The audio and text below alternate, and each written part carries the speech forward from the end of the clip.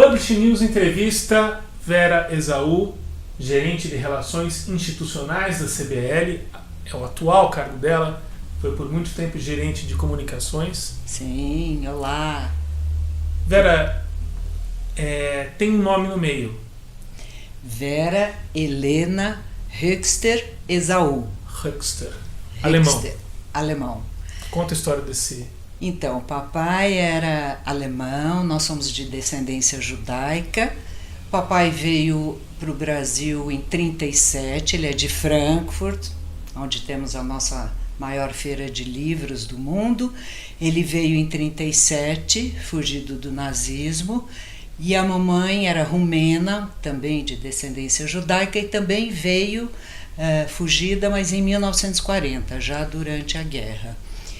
Ambos se conheceram aqui. A mamãe não tinha uma história de amor muito linda, porque a mamãe não tinha onde morar. Quem a trouxe foi um tio. Os pais dela ficaram na Europa. Meus avós paternos já estavam aqui, então meu pai veio para ficar com os pais e a mamãe conseguiu vir um tio que a trouxe. Não tinha lugar para ela morar e naquela época quem veio ajudava, né? Os judeus que vieram fugidos ajudavam uns aos outros, e aí uma família falou, olha, tem um quarto aqui em casa tal, e a mamãe foi morar lá, e era exatamente a casa onde meu pai morava, com os pais dele.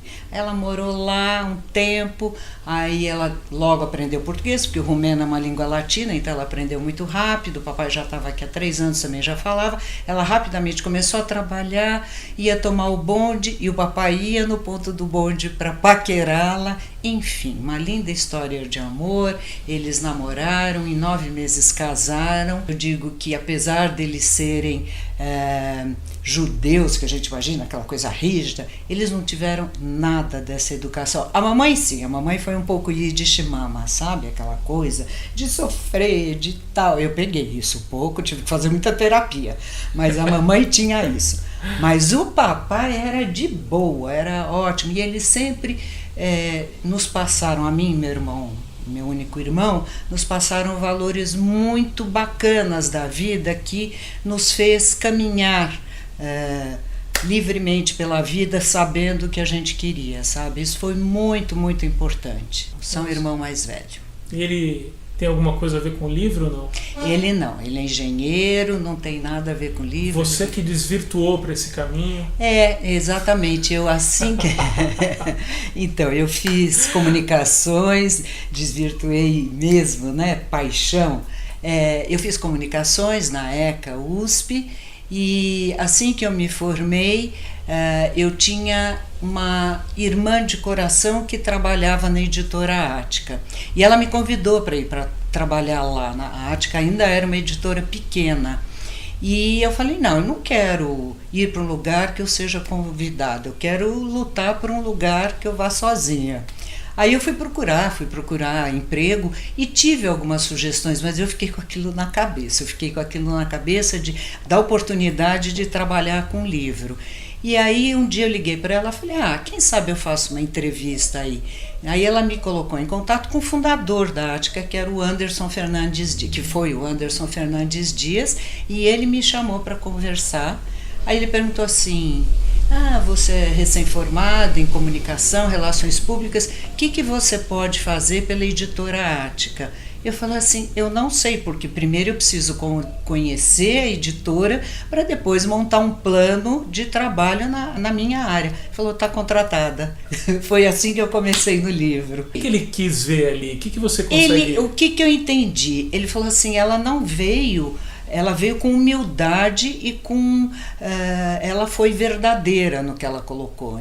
Enfim, eu precisava primeiro conhecer a empresa para ir ver as possibilidades de trabalho que eu poderia contribuir, aprender e contribuir.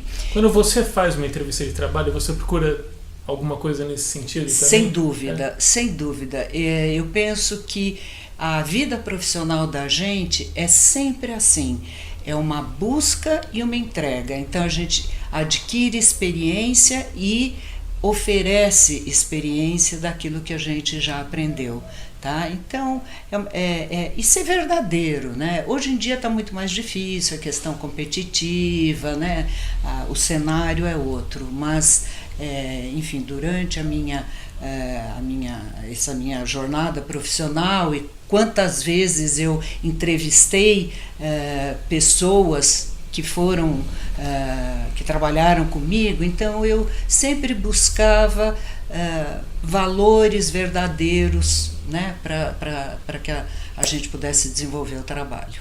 E Vera, você entra na Ática e quem encontra lá nessa então pequena editora?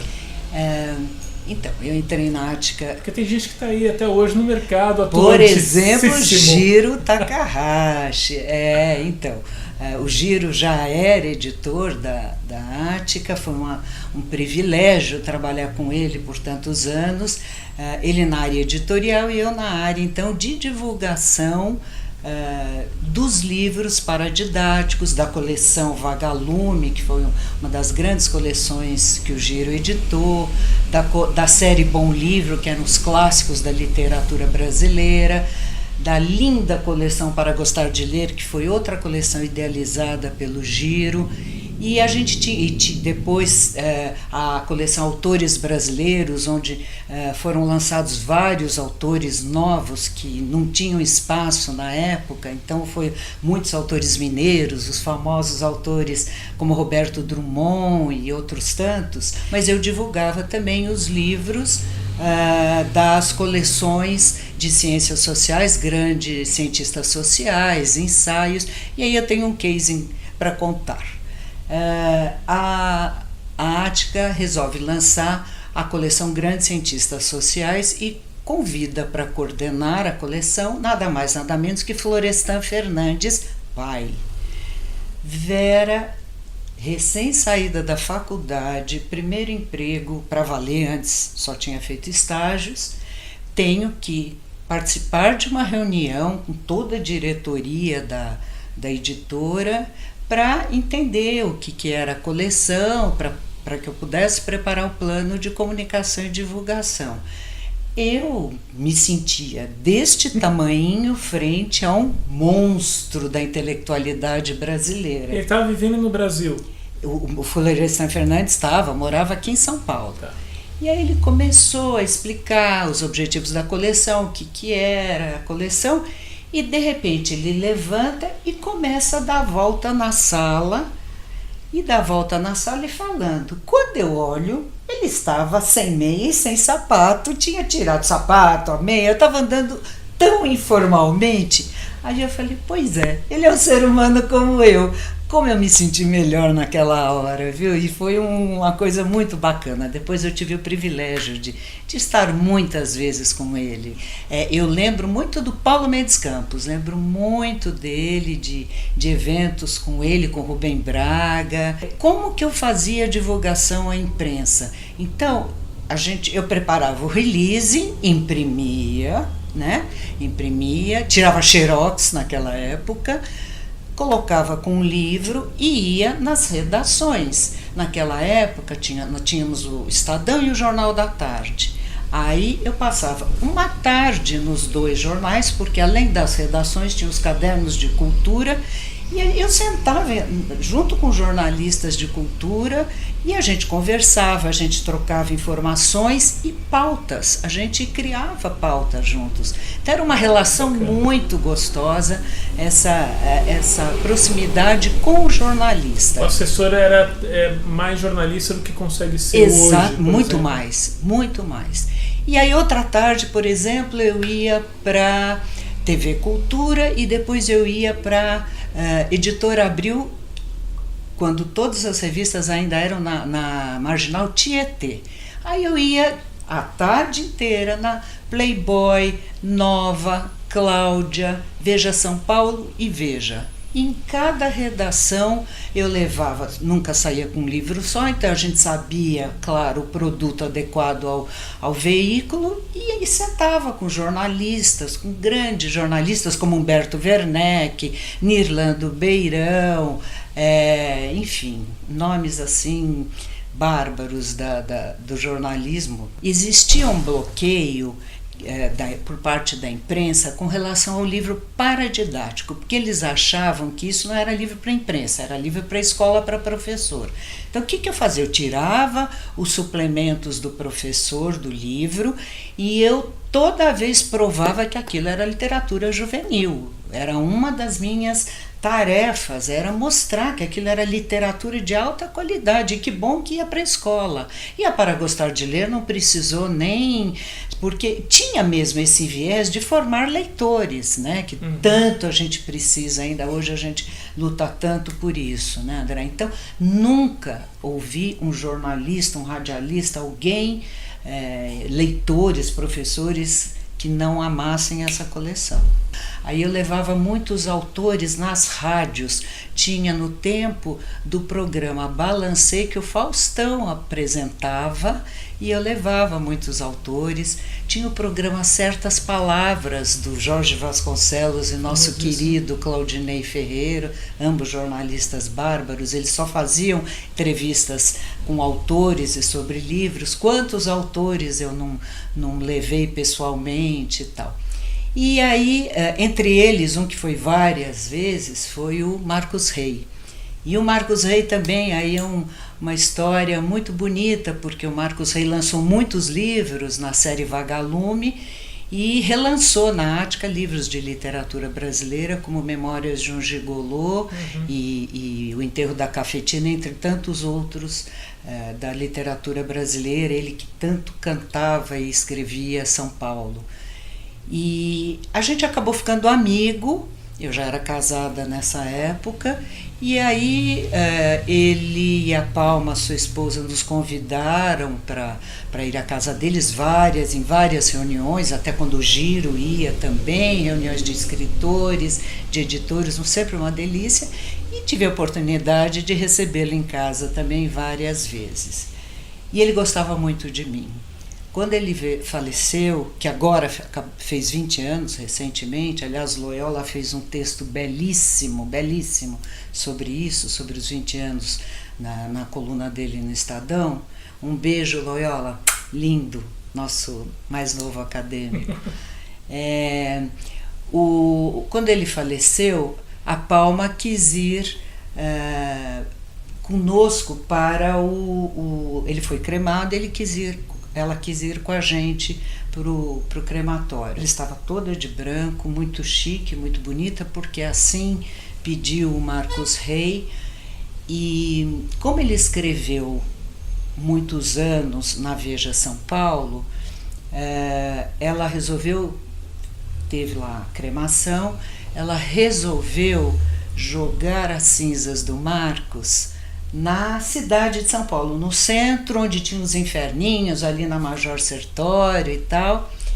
E aí ela ligou para o pessoal da Veja São Paulo e falou: olha, eu vou alugar um helicóptero, vou jogar as cinzas do Marcos, se vocês quiserem fazer uma matéria, tudo bem. E aí um dos repórteres acompanhou e tal. Ela abriu a caixinha e começou a jogar. E claro que com ventas o pozinho voltava todo e ela falava: ele não quer ir embora, ele não quer ir embora. E a Palma, depois de um tempo, me contou que ele falou muitas vezes para ela que ele gostaria muito de ter casado comigo, que eu era uma pessoa muito fina, muito bacana, muito delicada e tal. E ela me contou, porque ela falou: eu acho você assim mesmo, Vera. Então você foi a noiva póstuma do Marcos Rey? Fui a noiva póstuma do Marcos Rey, mas foi uma amizade muito bacana. E ela contou na frente do Wilson, o Wilson, meu marido. Foi isso. Ele gostou disso? Meu marido, eu sou judia, meu marido é descendente de libaneses, tá? Ele é um pouco ciumento, mas ele entendeu perfeitamente, ele ficou todo. Enquanto eu estava na Ática, eu estava tão imbuída no mundo dos livros que eu conheci o Wilson, meu marido, também no mundo dos livros.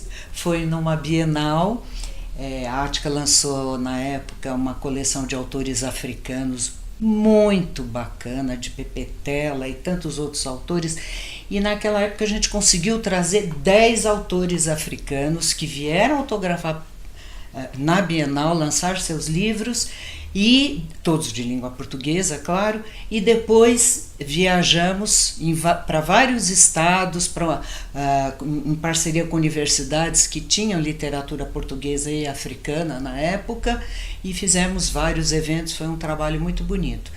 E o Wilson naquela época trabalhava no Sesc e estava desenvolvendo um projeto que se chamava Nos Bares da Vida. E ele precisava ir na Bienal pesquisar livros.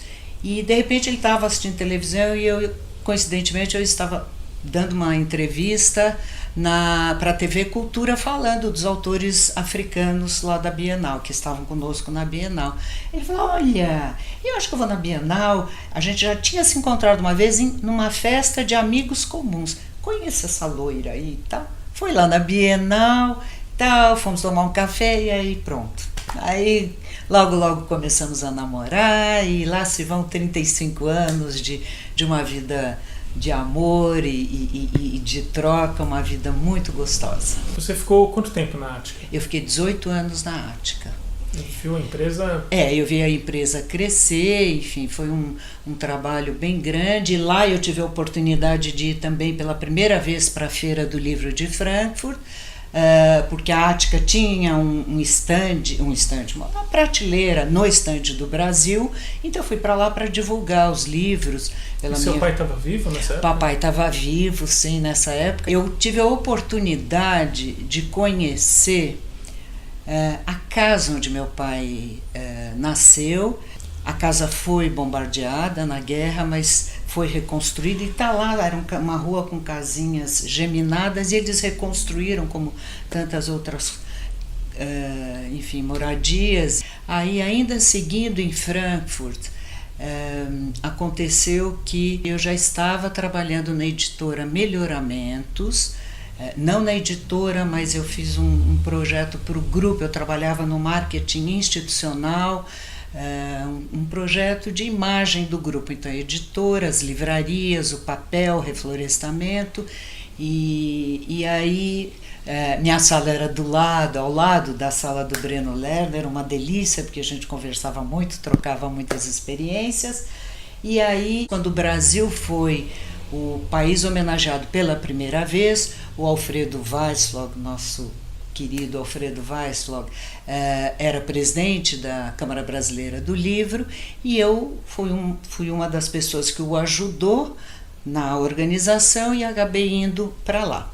No primeiro dia que eu estava trabalhando no estande do Brasil, chega uma pessoa com uma carta na mão, procurando a Vera, quem era a Vera no estande, a Vera Rexter Esaú, e ela era uma professora do Goethe Gymnasium, que era o ginásio onde meu pai estudou. Meu pai teve um evento lá em Frankfurt de todos os colegas que se formaram o que corresponde aqui para a gente no colegial, 4 anos antes, e ele foi dessa vez que ele se encorajou e voltou para Frankfurt com a mamãe e organizaram uma semana de eventos em Frankfurt, e o papai pôde ir lá na escola onde ele havia estudado. E quando ele soube que eu ia de novo para Frankfurt, ele mandou uma carta para o diretor da escola, falando, olha, minha filha estará lá na feira de Frankfurt, no estande do Brasil, se alguém tiver interesse, vai lá, procure e dê o meu nome. E essa professora, então ela quis me conhecer, ela logo me convidou no mesmo dia para ir jantar, fui jantar com ela, com a filha. Resumindo, lá se vão tantos anos, ela é minha irmã do coração, ela e a filha, nós somos amicíssimos mesmo. É muito maluco pensar sobre isso, porque de uma experiência horrorosa que é a guerra, ainda mais a Segunda Guerra Mundial, isso, que foi uma coisa, né? Nasceu uma história maravilhosa. Maravilhosa. Mas você acha que a gente está livre de viver uma coisa horrorosa dessas? A humanidade aprendeu o suficiente? Não, certamente não aprendeu. tá chato, né? Eu diria que tá preocupante, não só aqui no Brasil, mas no mundo, né? No mundo. E a própria Astrid, a gente vê os movimentos neonazistas, aí, neofascistas na Itália, né? Recentemente a gente tem visto isso. E a Astrid, além de... Ela agora dá aula só em faculdade, em cursos de extensão, não mais no Goethe-Gymnasium. Mas ela dava aula de alemão lá, e além disso ela dava aula de teatro.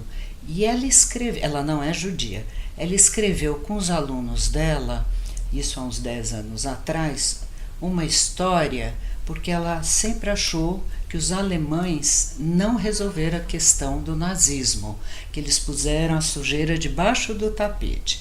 Então ela criou uma história e aí ela apresenta com os alunos dela em teatros da cidade de Frankfurt, e ela teve que suspender porque ela começou a receber ameaças de morte. Ameaças de morte. Então, infelizmente, e a intolerância a gente tem visto muito no mundo voltando, parece que são ciclos históricos, né, que voltam, que vêm, que é preocupante, é muito preocupante, é muito preocupante. Qual é o papel da difusão do livro nesse... É fundamental, né?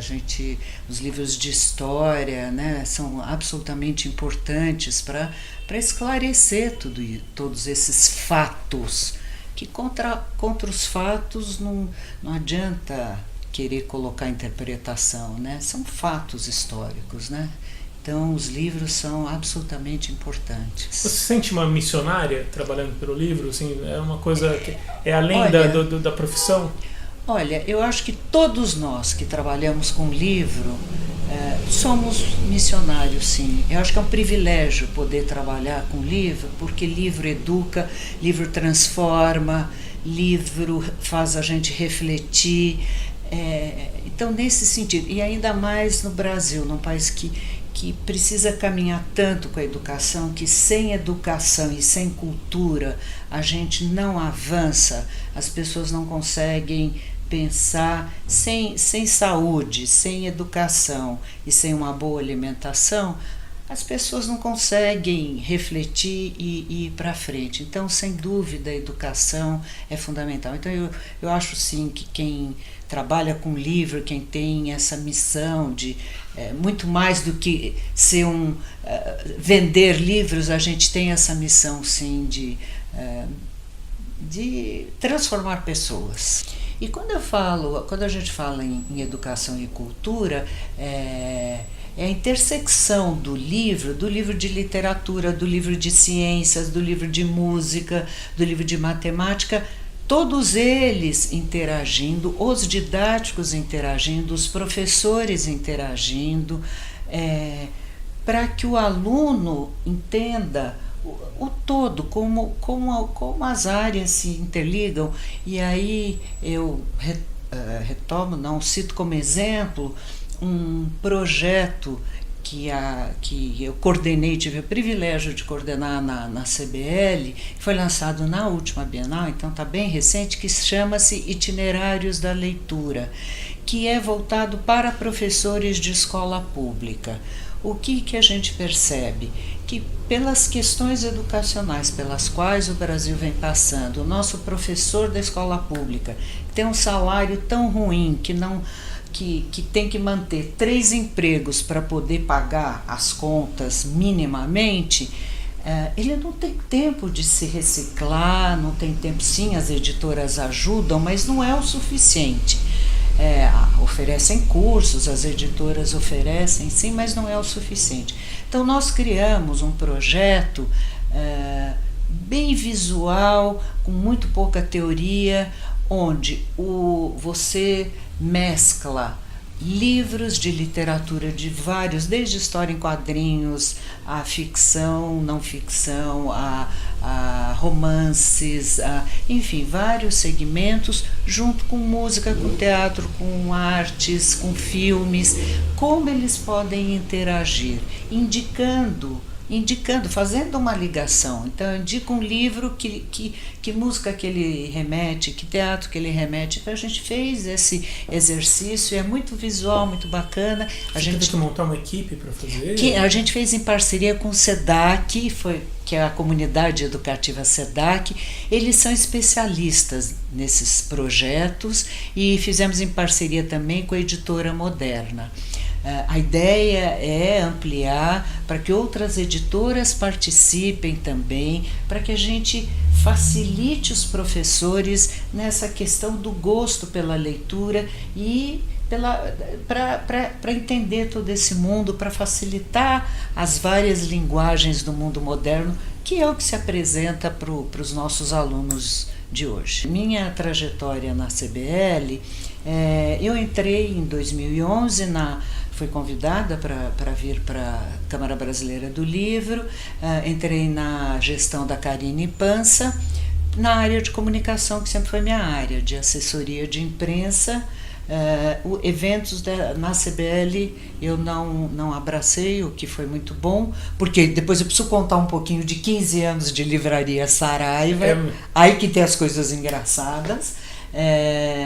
E aí na CBL eu cuidei durante alguns anos da comunicação, então de todos os produtos, de tudo que a CBL faz, produtos e serviços, nós unificamos a linguagem, o visual, a comunicação mesmo, para que a CBL fosse vista como um todo e não separadamente, tá? Até a Bienal foi um trabalho bastante grande, porque a Bienal era muito maior, ninguém sabia que era a CBL que organizava. Aí, graças a Deus, felizmente, todo o sucesso da Bienal, mas as pessoas já sabem que a CBL é quem organiza a Bienal. E aí eu fui convidada na gestão do Luiz Antônio Torelli para assumir a gestão do Departamento de Relações Institucionais, que cuida dos associados e de prospectar, de olhar o mercado e trazer os novos players para a gente. Foi muito bacana. Como eu tenho uma experiência de editoras, então da indústria, e depois de 15 anos de varejo, então eu tenho a visão dessas áreas, né? Consigo enxergar e conheço muita gente e venho fazendo um trabalho bacana de estar mais próximo do associado da CBL, de entender as necessidades, de ver de que maneira a CBL tem que representar melhor, deve representar melhor seus associados. E busquei nessa crise, então, ajudando, né, o mercado, isso sem dúvida, né, ajudando o mercado, muito aí, não exatamente a minha área, mas muito nas questões parlamentares de Brasília, né, é uma questão, e como que a gente comunica isso aos associados, tudo que acontece em Brasília a gente comunica aos associados. E fui conhecer esse mundo novo que está aí, porque se tem uma crise, e a crise não é do livro nem do leitor, e sim do mundo, uma crise econômica no mundo, no Brasil isso é espelhado, e a gente teve, infelizmente, esse pedido de recuperação judicial das duas maiores redes, Saraiva e Cultura, mas que quando há crise há oportunidade. Então, eu não tenho a menor dúvida de que a gente está vivendo um mercado em transformação, sim, tem novos modelos de negócio, os negócios tradicionais estão se reinventando. O modelo de consignação, você já deve ter ouvido, todo mundo já ouviu, a imprensa está falando isso, vai mudar, os distribuidores de livros estão se reinventando, tem muitos autores independentes, muitas editoras independentes, e a gente está ouvindo todo esse pessoal, está formatando como que a CBL pode apoiar todo esse movimento que vem acontecendo no mercado. Então está sendo um trabalho muito bacana, muito interessante vamos acelerar, que tem muita gente boa fazendo trabalhos ótimos. Um exemplo muito bacana é a Feira Miolo, que vem acontecendo todo ano na Biblioteca Mário de Andrade. E voltando ao modelo antigo de negócio, que são as feiras com mesas, como é a Feira da USP, como é a Feira da Unesp, como é a Miolo, que ocupa os 3 andares da Biblioteca Mário de Andrade, com o pessoal, os autores, os editores, vendendo suas produções. E esse fim de semana, agora passado, aconteceu o choque literário, realizado numa associação na Vila Mariana, pertinho do metrô, e que foi excelente, de um grupo que se chama Coesão Independente, que já tem mais de 50 editoras, mais de 20 livrarias. Eles estão muito bem organizados, tá? E há muita gente jovem, e eu fui lá conhecer, foi o primeiro evento desse grupo do Coesão Independente, lotado, e claro, a moçada comprando livro, e assim, a moçada que a gente vê na Bienal, sabe? Muito interessada em ler e comprar, enfim, muito bacana. Faltou falar da Saraiva, que eu tenho as histórias mais engraçadas. Por que as histórias mais engraçadas? Porque na Saraiva eu cuidava de assessoria de imprensa e eventos nas lojas. Eu entrei na Saraiva em 1996, ano exatamente meses antes da inauguração da primeira Mega Store no Brasil, que foi aqui em São Paulo, no Shopping Eldorado, cujo patrono foi o Jô Soares. Aí você olhou e falou: isso tu não quebra nunca. Imagina. Já daquela época eu sempre dizia, as livrarias pequenas especializadas nunca vão deixar de existir. São negócios absolutamente diferentes. É o que eu continuo acreditando, mas as Mega Store, assim como os grandes supermercados, também já perderam, o mundo mudou, e hoje você tem os supermercados de bairro e a grande tendência das livrarias de bairro voltarem, o que é ótimo. Livrarias menores, mesmo modelo que essas feiras que eu vou, com o dono dando um atendimento que não tem Amazon que ganhe de um atendimento caloroso de quem entende numa livraria pequena, bacana. Voltando a Saraiva, então eu realizei assim muitos eventos. Eu comecei sozinha, trabalhando. À medida que as Mega Store iam sendo inauguradas, claro, minha equipe foi aumentando. Eu cheguei a trabalhar fazendo eventos em mais de 50 lojas. E aí eu vou contar primeiro o caso da Rita Lee. Rita Lee, no auge, lançando um dos seus primeiros livros, e na Saraiva Mega Store do Morumbi Shopping. Na loja a gente não tinha banheiro, mas nós tínhamos a 200 metros banheiro do shopping, e a gente comentou: olha, Rita, não tem aqui na loja, mas tem a 200 metros. Eu não vou porque tem muita gente, realmente vão ter muitos fãs, eu não vou sair no meio dos fãs, eu não gosto de multidão, eu quero um banheiro químico aqui assim, pertinho da Saraiva, num canto fora que ninguém veja. E foi exatamente na época que o Papa João Paulo II veio a São Paulo, e todos os banheiros químicos estavam alugados para a cidade de São Paulo. Bom, nós tivemos que alugar um banheiro químico no Câmbio Negro, e não podia ser esculachado, aquela coisa. E pergunta se ela usou o banheiro. Não!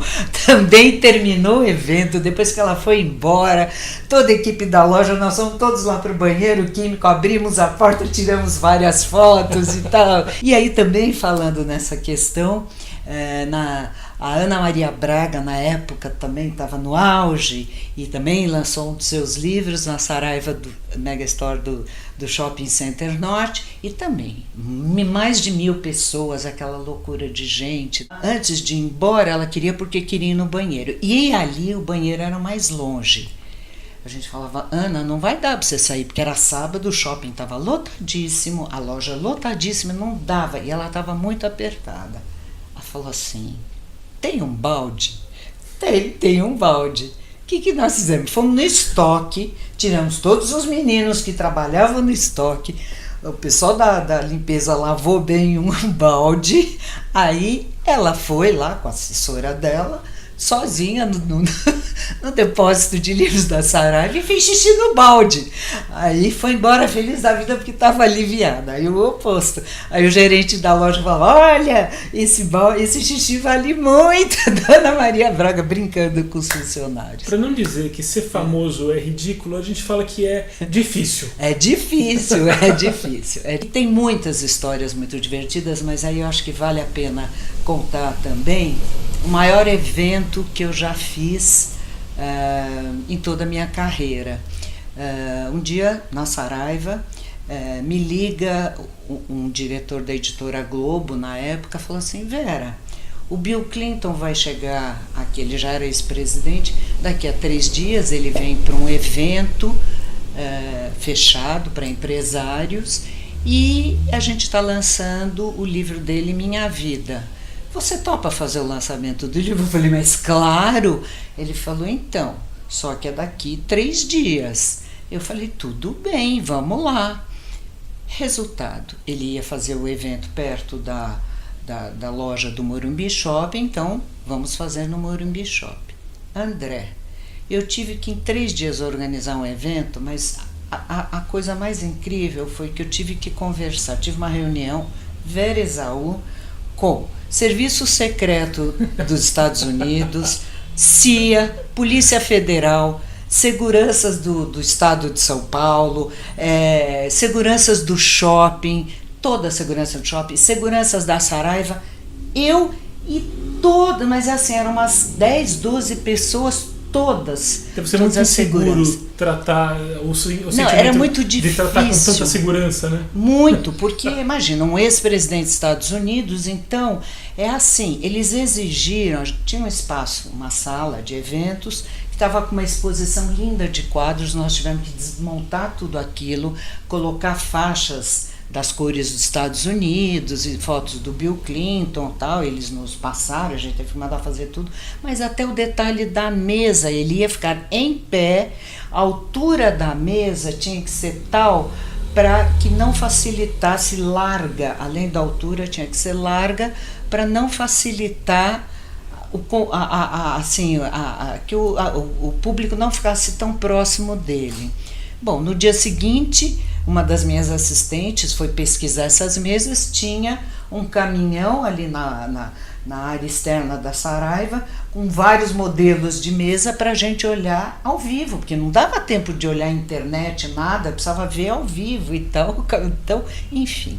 E aí a gente teve que improvisar uma chapelaria, porque a segurança falou, ninguém pode ir, chegar até ele com bolsa, com pasta, com nada, dentro de uma loja.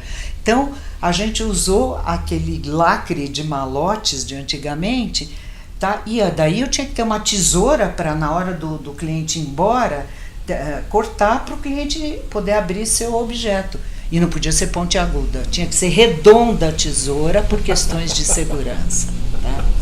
Então foram essas, e aí no fim o Bill Clinton, em vez de ficar 1 hora, ele ficou 2 horas, ele foi super informal, ele cumprimentou todo mundo, a ideia não era cumprimentar, ele gostou tanto dos seguranças brasileiros, no final ele foi tirar foto com todos os seguranças, tirou foto com a equipe de loja, com a equipe a diretoria da Saraiva, ele adorou o evento, então esse foi um grande evento. É bom, porque parece que o Donald Trump está interessado em fazer um novo com você. Ele ficou sabendo. Estou fora já dessa área. Fernando Henrique Cardoso foi patrono da Saraiva do Higienópolis. A Lígia Fagundes Telles, José Mindlin, Ziraldo nem se fale, Maurício de Souza, Liv Uma a gente recebeu para o lançamento de um livro dela. Aí são autores, Milton Ratum, Tiago de Mello. A primeira vez que eu comi, que eu tive o privilégio de apreciar um bom açaí foi em Manaus, numa choupana de sapê com Milton Ratum. Ah, que privilégio! E assim tantas outras histórias no mundo maravilhoso do livro. Agora é a hora do Museu de Tudo. Essa é minha cola com um pouquinho da minha trajetória e dos cases que eu vivi, alguns só, cases sérios e cases pitorescos, e que saias justas muitas. E aqui esse é o presente que eu trouxe para o museu, como chama? Museu das Coisas. Museu de Tudo. Museu de Tudo, né? Museu das Coisas. Eu que vou abrir? Eu que vou abrir o museu aqui para o Museu de Tudo. Veio como presente. Como presente para a equipe do Publish News. Uau. Este é um gato, eu amo gatos, eu tenho gatos em casa. Este é um gato que eu comprei em Paris, em Montmartre, e que eu gosto muito, que eu acho ele muito bonito, e que, enfim, Paris é Paris. C'est la vie. Aqui o nosso gatinho do Museu de Tudo, do Publish News TV. Muito bom. Obrigado, Vera. Imagina. Obrigada a vocês. É lindo, né? Adoro. É um gatinho que eu adoro.